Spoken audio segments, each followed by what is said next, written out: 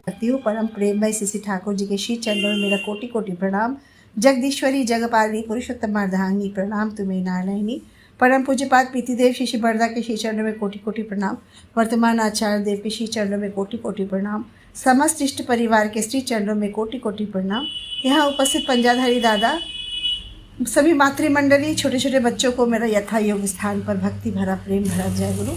आज दादा ने मुझे इतना सुंदर मौका दिया था, लेकिन इस मौके को पर मैं सही समय से नहीं उपस्थित हो पाई। इसके लिए मैं इस मंच से मैं सबसे क्षमा प्रार्थी हूँ, क्योंकि मेरे दिमाग से ही निकल गया था ये बात कि मुझे सुबह बोलना है। कल दादा का जब फ़ोन आया उस समय हम लोग ऑफलाइन सत्संग में थे, उसी समय दादा बोले, मैं सुनी और इतनी भीड़ भाड़ थी कि घर आते आते वो शायद मेरे दिमाग से निकल गया।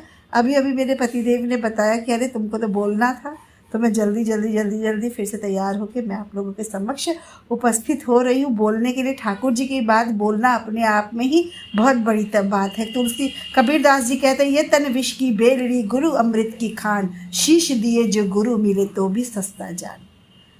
सदगुरु आवे भेद बतावे, ज्ञान करे उपदेश, कोयला का मैला छूटे सब अग्नि पर करे प्रवेश। ठाकुर जी भी कहते हैं, सत्यानुसरण में भी बोले हैं कि सभी लोग मेरे जो भी रथ पे सवार हो जाएगा।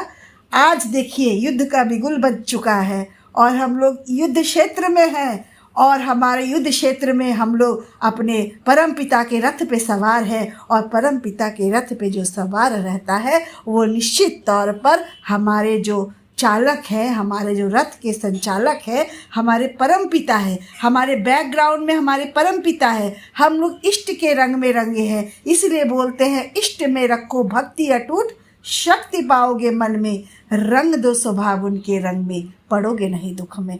आज जो लोग इस धरती पर इष्ट के स्वभाव में, भगवान के स्वभाव में अपने आप को रंगे हैं, उनकी तो बात ही निराली है। और इसीलिए हम लोगों को ना कोई डर है ना भय है, क्योंकि ठाकुर जी कह रहे हैं, पहले धरो करो हो और पाओ। जो हम लोग कर रहे हैं, थोड़ा भी सही लेकिन सब लोग कर रहे हैं, जिन्होंने भी इष्ट दीक्षा ग्रहण किया है वो सब लोग इस बात को मान रहे हैं, कर रहे हैं, और हम लोग परम पिता के रथ पे सवार है। कृष्ण भी कहते हैं, जो मेरे भक्त मेरे रथ पे सवार है उनका कोई बाल बाका नहीं कर सकता है। वही हुजूर जी महाराज जो माता मनमोहिनी देवी के गुरु हैं, वो कहते हैं, गुरु प्रसन्न सारा जग रूठा, उसका कोई रोम न टूटा। ये सारी बातों का मतलब आज एक इस युद्ध क्षेत्र में हम लोगों को समझ में आ रहा है बखूबी। हमें भी समझ में आ रहा है, आपको भी समझ में आ रहा है। अभी तक समझ में नहीं आ रहा था, लेकिन अब धीरे धीरे समझ में सबको आने लग गया है, और आना भी चाहिए, क्योंकि ठाकुर जी सारी बातें हम लोगों के समक्ष रख के गए हैं। आचार्य देव भी रख रहे हैं। आचार्य देव कहते हैं, दीक्षा लेके शिक्षा धरो, आचार्य को करके सार, आचरणी बोध चलन से ज्ञान समंदर हो जा पार। पहले हम लोगों ने दीक्षा लिया नहीं तो शिक्षा कहाँ से मिलेगा। आचरणी बोध चलन, आचार्य का संग किया नहीं तो हम ज्ञान समुंदर पार कैसे हो सके। हम एक नदी भी पार नहीं कर सकते, एक नाला भी पार नहीं कर सकते, जब तक हमारे जीवन में कोई जीवंत आइडियल नहीं रहेगा। जब जीवंत, अभी हम लोगों को कोई भी समस्या आती है, अभी हमारा बेटा भी वो मेडिकल किया है, पीजी का एग्ज़ाम दे रहा है, तो हम लोगों के मन में इतनी मजबूती रहती है, क्योंकि ठाकुर जी बोलते हैं ना, झंझट तूफान जितना भी आए मन में रखना जोर, माथे पे तेरे दयाल ठाकुर क्या चिंता तेरी। और कितनी सुंदर बातें हैं, लेकिन इन सब बातों का मर्म हम लोग नहीं जान पाते। इसलिए नहीं जान पाते क्योंकि हम लोगों की भक्ति, हम लोगों की शक्ति, हम लोगों का रंग उनके रंग से रंगा नहीं है। जब तक हम उनके रंग में नहीं रंग, मैं हमेशा आजकल यही वाली बातें ज़्यादा करती हूँ, क्योंकि मुझे अंदर से ये एहसास होता है कि मैं तो बचपन से ही दीक्षा ली हूँ। मुझे पता नहीं कि मेरे घर में कब ठाकुर जी प्रवेश किए, कब हम लोग सब पूरा परिवार ठाकुरमय हो गए, क्योंकि मेरे पिताजी बहुत इष्टमय थे। बहुत, अभी उनका पिछले 12 जून को उनका देहांत हो गया। वो बहुत इष्टमय थे, वो ठाकुर जी के अलावा कुछ भी नहीं जानते थे। ठाकुर ठाकुर ठाकुर, सारे दिन ठाकुर करते। जितना दिन मैं अपने जीवन में उनको देखी, जितना दिन वो जिंदा रहे, वो सारी याददाश्त भूल गए थे। लेकिन ठाकुर जी की बात उनको कैसे याद है, ये भी तो चमत्कार ही लगता है। ठाकुर जी की बात हमेशा हमेशा वो कहते थे कि when ideal is awaken in a man, जब एक आदमी के अंदर जब एक आइडियल जग जाता है, he is active, he is agile, inquisitive, in a word one word we can say all faculties are gloom and glow. वाह वाह, कितनी सुंदर बातें ठाकुर जी कह रहे हैं कि हमारे अंदर जब पुरुषत्व, ठाकुरत्व, जब इष्टत्व जग जाएगा तो हमारा जीवन संतुलित हो जाएगा। संतुलित किसमें हो जाएगा?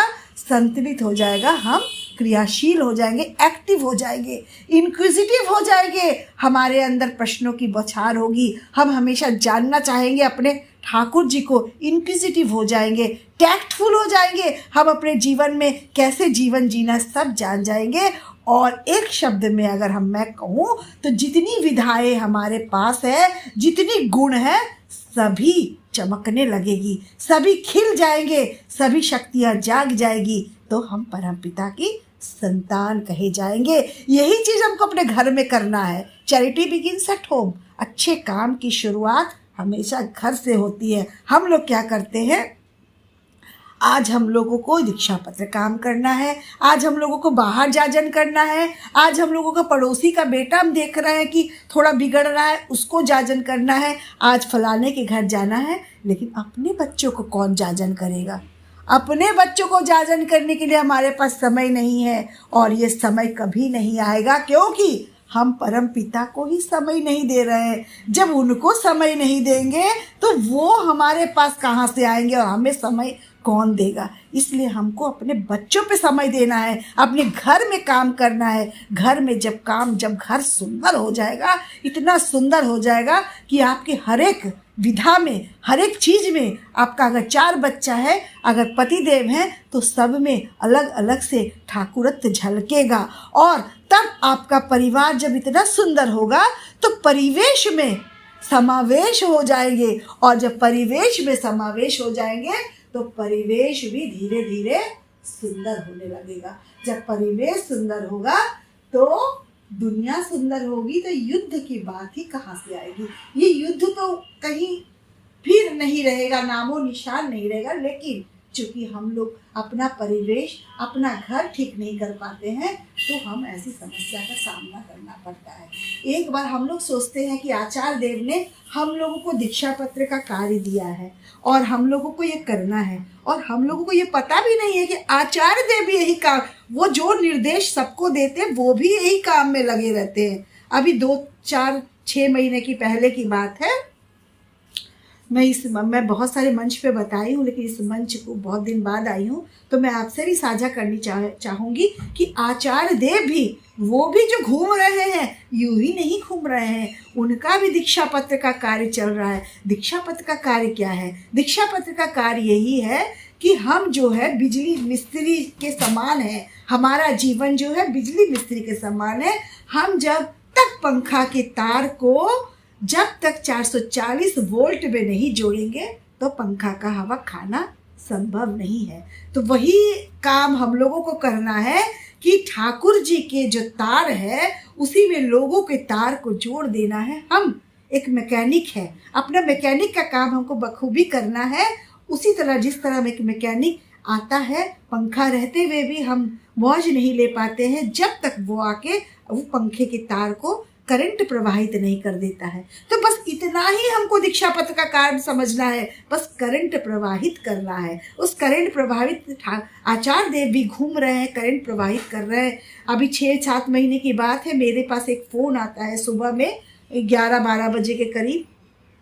दीपन दा एक आचार्य देव के साथ रहते हैं, वो फ़ोन करते हैं आसाम से, आसाम के एक सुदूर गाँव से फ़ोन करते हैं।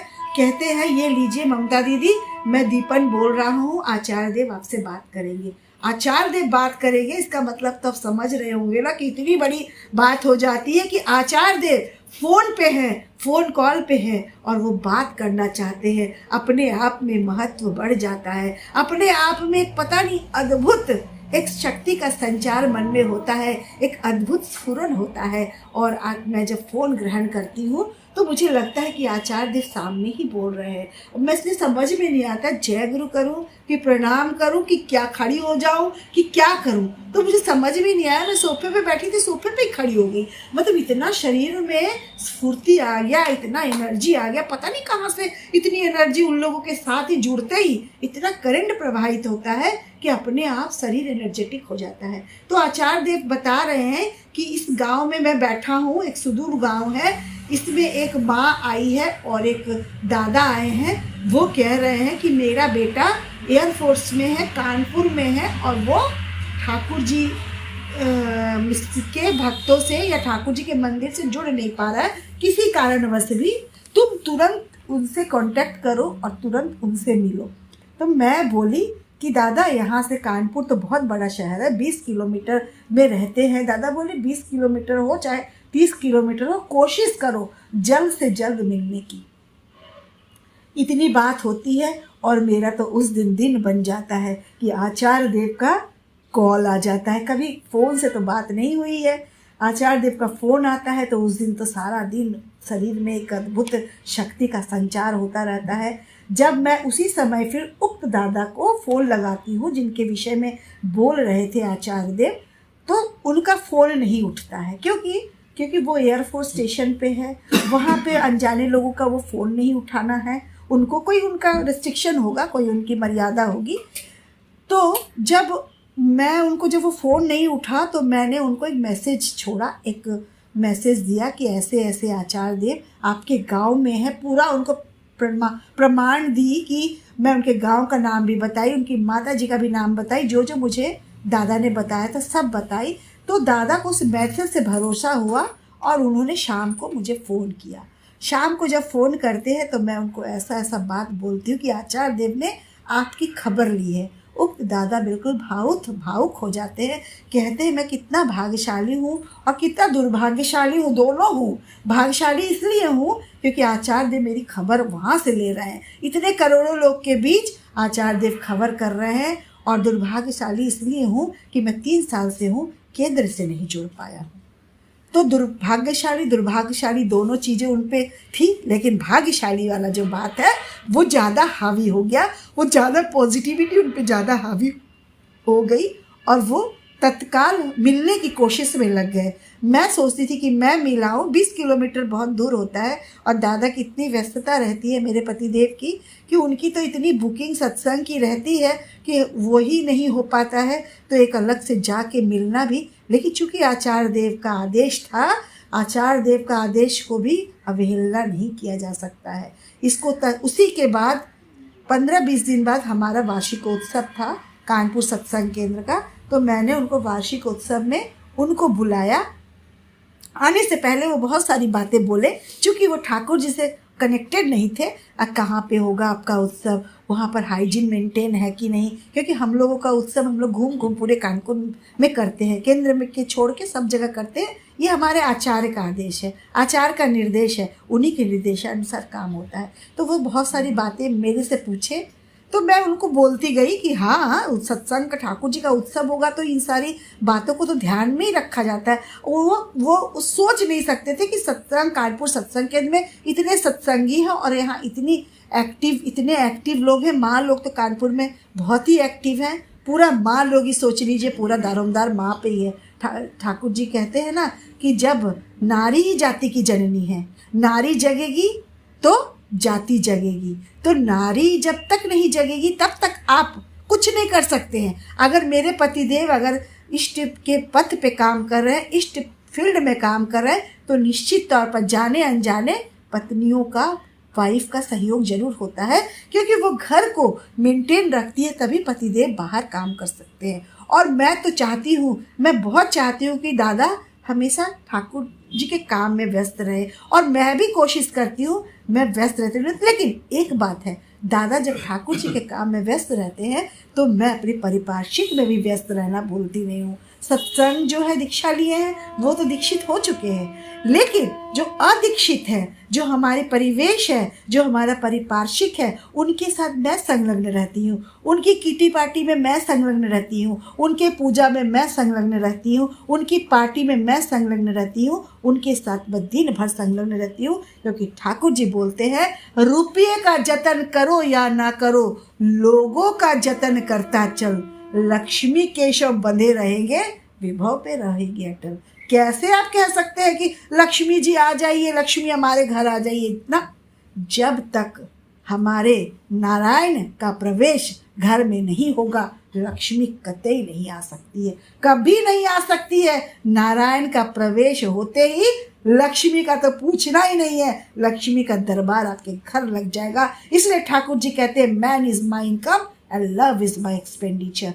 लेकिन अभी हम लोगों के जीवन में इतनी व्यस्तताएं हैं और हम लोग सोचते हैं कि ना, money is my income and ego is my expenditure. ज़्यादातर हम लोग इसी में संलग्न हैं कि पैसा किस तरह मिल जाए, बच्चों को ऐसे स्कूल में पढ़ाएं कि वो पैसा छापने की मशीन बन जाए। और हम बच्चा जब गर्भ में रहता है तभी से स्कूल सर्च करने लग जाते हैं, ये स्कूल वो स्कूल।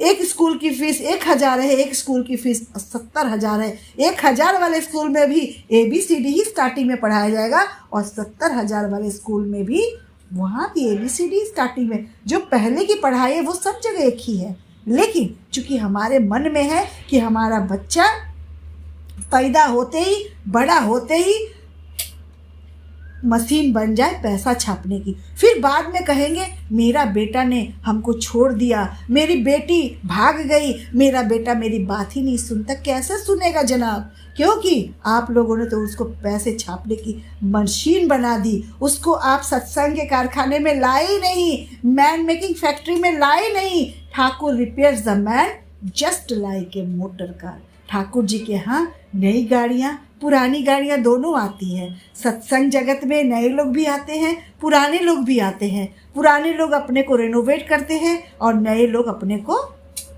सुंदर रूप नए लोगों को दिया जाता है। तो ये कैसे होगा? जब तक मनुष्य बनने के कारखाना में हम और आप नहीं आएंगे तो सामान कैसे तैयार होगा? सामान तैयार करने के लिए हम लोगों को मनुष्य बनाने के कारखाना में बच्चों को लाना है, बच्चों को अपनी पूजा में संलग्न करना है। मैं जैसे कह रही थी कि मैं पारिपार्श्विक में भी व्यस्त रहती हूँ। मैं अभी एक दिन बगल में अक्षय तृतीया वाले दिन एक गृह प्रवेश में गई थी। वहाँ का गृह प्रवेश था, फ्लैट लिया था, एक हमारी किटी पार्टी की सहेली है, उन्होंने फ्लैट लिया था। वहाँ जब कथा हो रहा था तो सारे लोग थे, तो सभी एक जहाँ पर पूजा होती है तो उस समय ऐसा एक उन्माद, ऐसा एक वातावरण तैयार हो जाता है कि सभी वहाँ भक्ति भाव से पूर्ण रहते हैं। तो पंडित जी बड़ा कटाक्ष से कह रहे थे कि आजकल कौन सत्संग करता है, और वो भी बच्चे को तो सोच ही नहीं सकते हैं, आप लोग यहाँ पर शांति से तो बैठिए। तभी एक माँ कहती है, जो मेरे साथ गई रहती है, हमारी सहपाठिनी, हमारे पड़ोसी हैं, वो कहती है कि ये ममता राय माँ है, ये चारों लोग सत्संग करते हैं। तो ये हमारे लिए सबके लिए आश्चर्य की बात है। अच्छा, बच्चे भी सत्संग करते हैं? मतलब सोच लीजिए, ऐसा समाज की बनावट हो गई है कि ये लोगों की परिकल्पना से बाहर है कि बच्चे भी सत्संग कर सकते हैं। तो यहाँ भी एक मेरा याजन ही होता है, जब हमारे पड़ोसी हमारा दूध लेते हैं, हम लोग चले जाते हैं तो हम लोगों के घर की रखवाली करते हैं। सबको पता है कि हम लोग बिल्कुल शुद्ध शाकाहारी है, तो किटी पार्टी होती है तो हमारे लिए एक शुद्ध शाकाहारी भोजन तैयार होता है। तो आपको बोलने की ज़रूरत नहीं है कि हमेशा हम ठाकुर जी की बातें, मैं ये हूँ, मैं वो हूँ, ये बोलना ही ज़रूरी है। तो बोलने की बात नहीं है, तो हम लोगों को बोलना ही ज़रूरी नहीं है। हमारा हाथ, हमारा मुंह, हमारा शरीर, हमारा आचार व्यवहार, हमारा चलना बोलना, उठना बैठना, हर एक से जाजर झलकना चाहिए। कोई, जब मैं शादी हुई थी मेरे पति अदीक्षित थे और मैं 9th क्लास से ही सोस्तैनी हूँ। मेरे इसके पहले आचार्य देव ने मुझे सोस्तैनी दिया था। सोस्तैनी देते वक्त मैं, जब कोई चीज़ आसानी से मिल जाती है तो मैं सोचती हूँ कि ये तो साधारण मानव है। आचार्य देव जब मुझे लेने के लिए मेरे घर आ जाते थे तो मैं सोचती थी कि मैं बहुत मूल्यवान हूँ, आचार्य देव का काम मेरे बिना चल ही नहीं रहा है, इसीलिए वो मुझे लेने चले आते हैं। अब समझ में उसकी कीमत इतने साल बाद जब मैं देवघर नहीं जा पाती हूँ चाह के भी, क्योंकि ऐसा कर्म क्षेत्र है, ऐसा माया मोह का जाल है और ऐसा टिकट व्यवस्था है, ऐसा आवागमन की अव्यवस्था के कारण हम लोग जैसे कभी कभी साल भर भी नहीं जा पाते हैं। तो अब समझ में आता है कि कितना मैं भाग्यशाली थी, कितना भाग्यशाली थी कि मुझे आचार्य देव मिले और मुझे सुस्तैनी दिया। और मैं उनसे शर्त रख रही थी कि मैं सुस्तैनी ले रही हूँ और आप मुझे मैं वहाँ जो मिशन स्कूल है, सत्संग कॉलेज की छात्रा थी, वहाँ भी मेरा नामकरण आचार्य देव के माध्यम से हुआ था। जब मैं 10वीं पास करके दुर्गापुर से देवघर आती हूँ तो उस समय हरिवल्लभ नारायण दास जो प्रिंसिपल थे देवघर कॉलेज के, वो सत्संग कॉलेज के प्रिंसिपल हरिवल्लभ नारायण दास थे, जो ठाकुर जी के एक पवित्र पंजाधारी और सत्संग के जो सेक्रेटरी भी हुआ करते थे। तो उनकी बहुत पहुँच थी, बहुत उनकी पर्सनालिटी, उनका व्यक्तित्व एक अलग लेवल का था। तो बहुत छोटे कद के थे लेकिन बहुत संस्कारी लगते थे। तो आचार्य देव को पता था मेरे कुसंस्कार क्या है, कि मैं देर से उठना, देर से खाना, देर से सोना, सब कुछ देर से करना। और मेरे पापा सिर्फ हम लोगों को कोई नहीं बोलता था कि तुम देर से क्यों उठ रही हो, तुम उधर क्यों नहीं जा रही हो। हमारे घर में जो हाव भाव से याजन की परंपरा रही है, अपने घर के व्यवहार से परंपरा रही है और हम लोग उसी परंपरा को देखते हुए सीखे हैं। हम लोगों को सिखाया नहीं गया है कि तुम ऐसे करो वैसे करो ऐसे, क्योंकि घर में जब मैं पैदा हुई तो मेरे पिताजी ऋत्विक सप्रति ऋत्विक थे और मैंने घर के चारों दीवार पे ठाकुर जी को ही देखा और यही जाना। मैं अभी तक शिव जी का जो फोटो देखती हूँ तो मुझे ठाकुर जी का ही फोटो दिखाई देता है, क्योंकि हमारी परवरिश, हमारा जो पैदाइश, हमारा जो घर का परिवेश था ऐसा ही था। क्योंकि हम लोग चारों तरफ ठाकुर जी को ही देखे तो मैं सोचती हूँ कि यही तो ब्रह्मा है, यही विष्णु है, नाम सब भगवान का पता है लेकिन सब भगवान का रूप में ठाकुर जी को ही देखती हूँ, क्योंकि ऐसी हमारी परवरिश हुई, ऐसा हम बड़े हुए और ऐसा हम देखते देखते सीखे। ज्ञान से नहीं सीखे, देख देख के सीखे, देख देख के सीखे, सत्संग सुने। क्योंकि मेरे पिताजी उस समय देवघर दुर्गापुर मंदिर के सेक्रेटरी थे और सारे टाइम वो मंदिर की निर्माण में व्यस्त रहते थे। और मेरे घर भी उस समय सत्संग को सीटिंग बोला जाता था, तो कहा जाता था आज उनके घर सीटिंग है। तो उस सीटिंग की व्यवस्था, और सीटिंग में हम लोग उस समय बच्चे थे, कुछ पता नहीं था, भक्ति भाव नहीं था, लेकिन कहते हैं ना करत करत अभ्यास के जड़मति होत सुजान।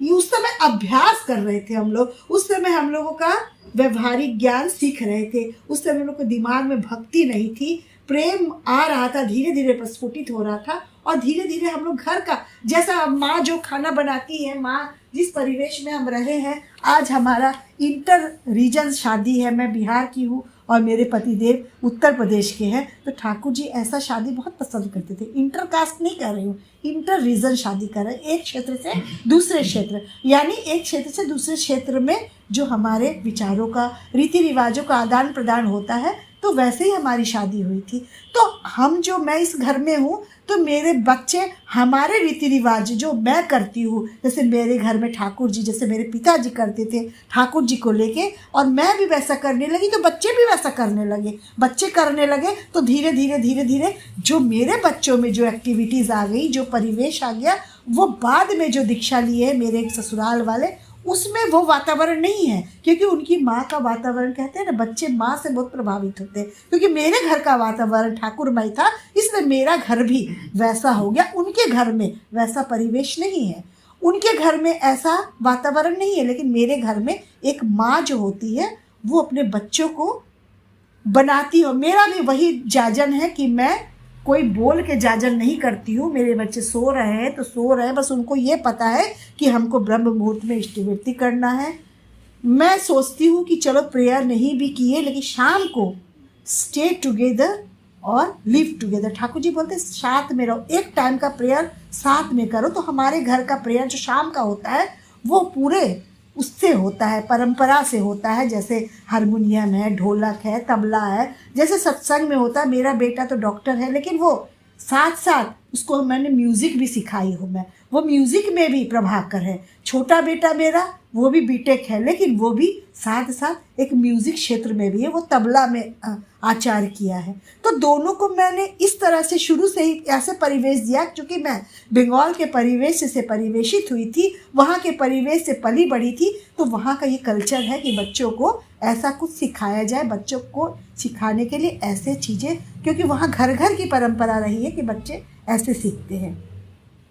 तो हम लोगों को भी ऐसा वातावरण तैयार करना पड़े। कोई ज़रूरी नहीं कि आपका पड़ोसी दीक्षा ले ले, आपका बगल वाला दीक्षा ले ले। कहते कि ममता माँ तो इतने लोगों के साथ रहती है, लेकिन इनका दीक्षा होना कोई ज़रूरी नहीं है। लेकिन आपके ठाकुर जी को उनको जानना, वो जान रहे हैं। हमेशा कहेंगे अपने ठाकुर जी से बोलो ना, अपने ठाकुर जी से बोलिए ना कि मेरे लिए प्रार्थना करें। लेकिन एक जो दीक्षा लेने का जो बंधन है वो सबको बांधता है, सोचता है कि ये एक बंधन है। हम लोग आकाशीय भगवान को ज़्यादा पूजा करते हैं। ठाकुर जी हमेशा इस बात को उल्लेख करते थे, रस्किन बॉन्ड के इस बात को, beware of that man whose God in the sky. उस आदमी से सावधान रहो जो कहता है कि मेरा भगवान आकाश में रहता है। जी नहीं, आपका भगवान आपके साथ रहता है, आपके परिवेश में रहता है, आपके घर में रहता है। कौन कहता है कलयुग आ गया? मुझे तो लगता है कि मेरे घर में सतयुग है, क्योंकि मेरे घर में पुरुषोत्तम ध्वनि चलती है, मेरे घर में पुरुषोत्तम सत्संग चलता है, मेरे घर में पुरुषोत्तम प्रार्थना चलता है, मेरे घर में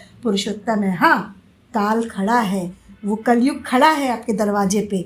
आप निकलेंगे तो कलयुग धर दबोचने के लिए तैयार है। लेकिन चूंकि हम ठाकुर जी के मैन मेकिंग फैक्ट्री के सदस्य हैं, तो कैसे हमको कलयुग भी पकड़ पाएगा? कलयुग भी हार जाता है। ऐसे पुरुषोत्तम की दीक्षा हम लोगों ने ली है कि कलयुग सिर्फ लगता है नाम आधारा है। जो सारी बातें हमारे जो कह के गए हैं महापुरुष, वो सारी बातें लगता है कि सब बेकार है। वो सब बातें लगता है कि अब सार्थक हो रहा है हमारे जीवन में। तो हमारा जीवन ऐसा है, आप लोग भी अपना जीवन ऐसा कर सकते हैं, क्योंकि ठाकुर जी की वाणी, मुझे ठाकुर जी की वाणियाँ जो है मुझे इतनी पसंद है और मैं सबको रट्टा मार ली हूँ। मुझे कभी भी आप खड़ा कर दीजिए 10, 20, 50 वाणी तो मैं यूँ ही बोल दूँगी, क्योंकि हम लोग हमेशा मेरे पति देव क्या करते हैं, मैं उतना छानबीन खोजबीन नहीं कर पाती हूँ। मेरे पतिदेव सारी वाणियाँ, वो जानते हैं कि मैं जल्दी याद कर लेती हूँ, तो सारी वाणियाँ लिखते हैं और मुझे देते हैं। और मैं कॉपी किताब रख के, जैसे सब्जी बना रही हूँ वहीं रखी हूँ, मैं सारी वाणियाँ को 4 बार पढ़ती हूँ तो मुझे याद हो जाता है। क्योंकि एक एक वाणी आपको सारी सीख देता है। जैसे हर वाणी, जैसे ठाकुर जी बोलते हैं कि परिवेश में कैसे तुम समावेश करोगे? जब भी करोगे जब किसी को दिल दोगे, हृदय देकर हृदय खरीदो, सेवा देकर सेवा, व्यवहार देकर व्यवहार खरीदो,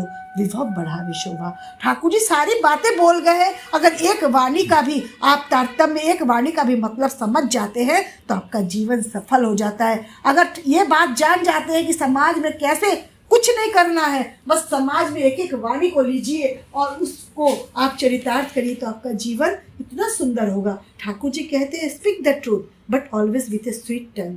और ये भी कहते हैं बातें करना गुड़ के जैसा, रहे देह लिपटाए, बड़ी होने पर भी मीठी बातें उल्टी दिशा में धाए।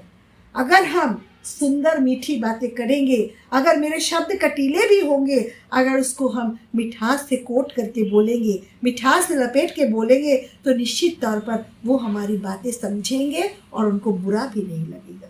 तो इन सारी वाणियों का मतलब जब हम अभी क्या है, अभी नारी नीति का लोग व्याख्या कर रहे हैं और नारी नीति की व्याख्या में लोग नारी नीति की व्याख्या लोग धीरे धीरे हम लोग सीखने लग गए हैं, हम लोग जानने लग गए हैं कि नारी नीति का क्या क्या शब्द है, क्या है, इस शब्द का मीनिंग क्या है, अपने ही रूप से सही, लेकिन उसको हम धीरे धीरे समझने लगते। नहीं तो हम नहीं जानते थे कि मसीलिप्त क्या होता है, हम बहुत चीज़ें नहीं जानते थे कि सेवा और शुश्रूषा है क्या एक ही शब्द है कि दोनों अलग अलग शब्द है। मैं जब देवघर गई थी तो मुझे इस बात का पता चला प्रीतम दास से कि सेवा शुश्रूषा ये दोनों एक शब्द नहीं है, इन दोनों का मतलब अलग अलग है। एक छोर पे सेवा है तो दूसरे छोर पे शुश्रूषा है। सेवा का मतलब है कि व्यथा की कथा कहे अगर कोई, आग्रह पूर्वक सुनना, हो सके तो मुक्त कर देना सार्थक सेवा देकर। सेवा अनवरत बिना समय पूरा जीवन चलने वाली सतत निरंतर प्रक्रिया है। लेकिन शुश्रूषा जो है, शुश्रूषा अल्पकालीन प्रक्रिया है।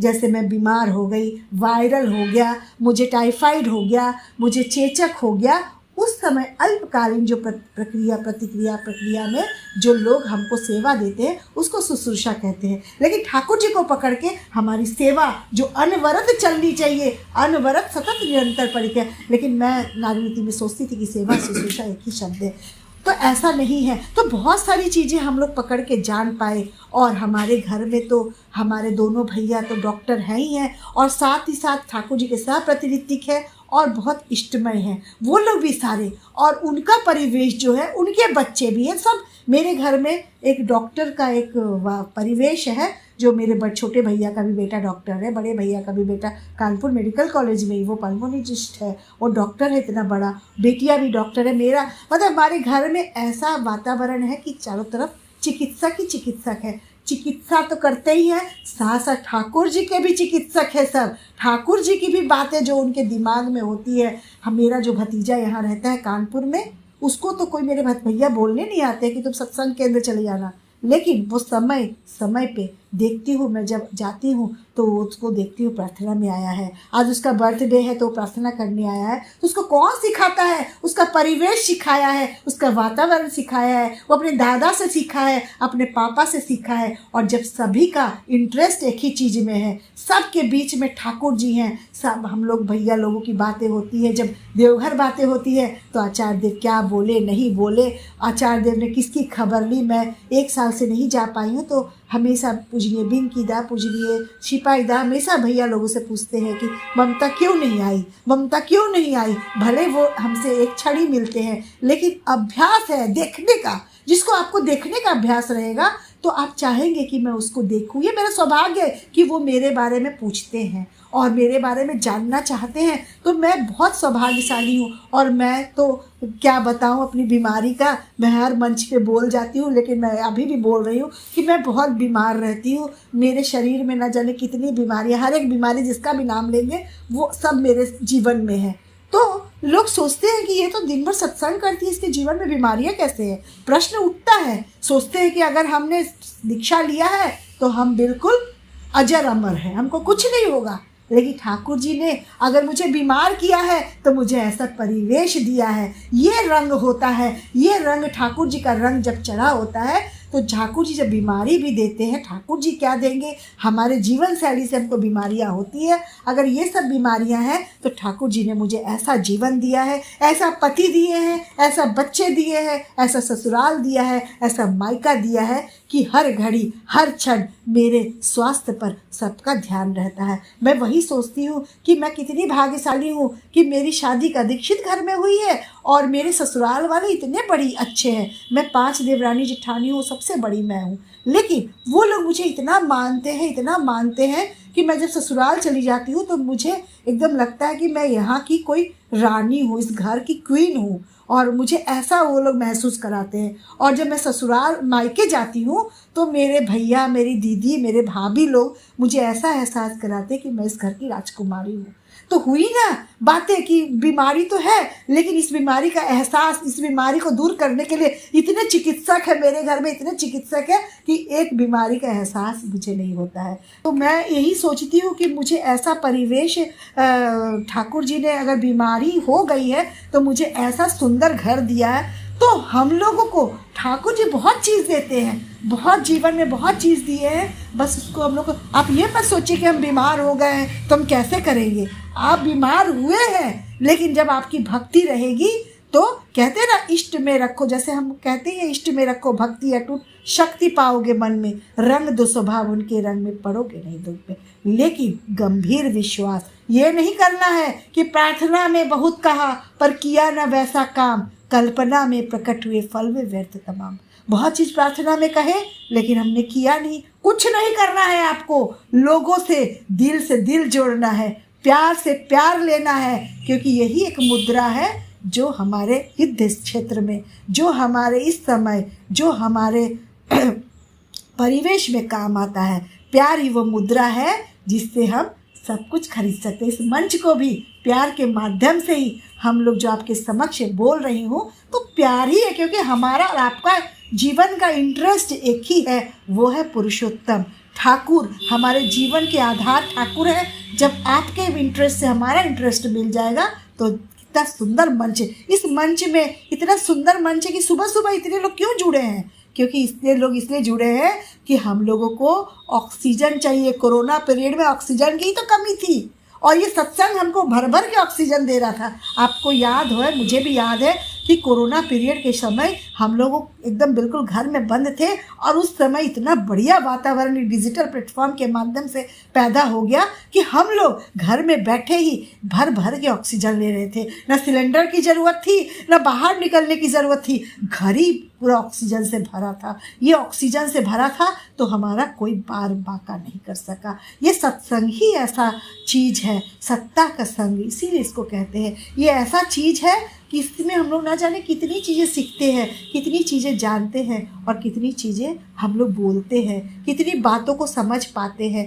तो ये हमारे ऊपर है कि हम कितना समझ रहे हैं। और मैं जो बोल रही हूँ ये प्रत्यक्ष मेरा जीवन का एक वो है, जो जीवन का एक प्रमाण है और जीवन का प्रैक्टिकल मैं एस्पेक्ट बता रही हूँ कि घर जाने अनजाने इतना सुंदर परिवेश हो जाएगा, मैं समझ नहीं पाई। मुझे अपना काम करना है, अपने ठाकुर के संग रमना है। तो देखिए ठाकुर जी आपके घर को कैसे इष्ट में रंग देते हैं। मुझे तो थोड़ा भी संघर्ष नहीं करना पड़ा पति को रंगने में, बच्चों को रंगने में, अपने ससुराल को रंगने में। मैं इतनी बड़ी यूनिवर्सिटी में आई थी और इतने बड़ी संख्या में लोग थे, 20-25 लोगों का परिवार था। मेरी शादी सबसे ज़्यादा संख्या वाले घर में हुई थी, उसमें बहुत संख्या में लोग थे और मैं बिल्कुल छोटी राजकुमारी के जैसे घर में रहती थी, कुछ काम नहीं कर पाती थी। लेकिन उस विशालका यूनिवर्सिटी में मेरे पिताजी कहते थे हमेशा कि लड़कियों के कंधे पर सवार होकर ठाकुर जी उसके विशालका यूनिवर्सिटी में जाते हैं, हर पल हर क्षण उसकी रक्षा करते हैं।